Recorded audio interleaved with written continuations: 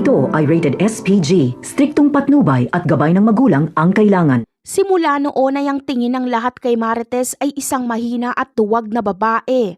Pero ibang usapan kapag buhay na ng anak ang pinag-uusapan dahil nagkaroon ng tapang si Marites noong makita niyang nasa peligro ang buhay ni Tanggol. Kumuha siya ng baril at matapang niya na binaril si Olga. Ang babaeng tingin ni Olga na mahina ay siya palang papatay sa kanya. Dahil nasa gilid si Olga noong binaril siya ni Marites ay diretso siya sa baba. Siya ang mahuhulog habang si Tanggol naman ay ligtas na.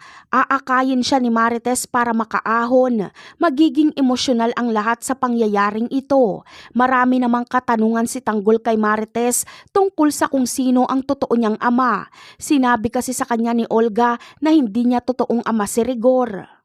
Samantala, malalaman na rin ni Ramon na impostor itong kinikilala niyang anak. Tatawagan kasi siya ni Marites para ipaalam ang mga nangyari. Magtataka si Ramon dahil sasabihin ni Marites na kasama niya ngayon si Tanggol. Pero kasama ni Ramon ang Tanggol na kinikilala niya. Ganun pa man ay agad na mapagtatanto ni Ramon na impostor itong ipinakilala sa kanya ni Olga at kasabwat ito ni Olga.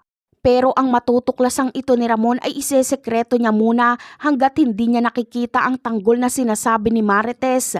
Kaya ang akala ni David ay napapaikot niya pa rin si Ramon. Pero ang totoo ay siya ang pinapaikot ni Ramon. Walang kaalam-alam si David sa nangyari sa kanyang pamilya. Wala din siyang kaalam-alam na patay na si Olga. Ngunit ano kaya ang magiging hatol ni Ramon kay David? Yan ang aabangan natin sa mga susunod na episode.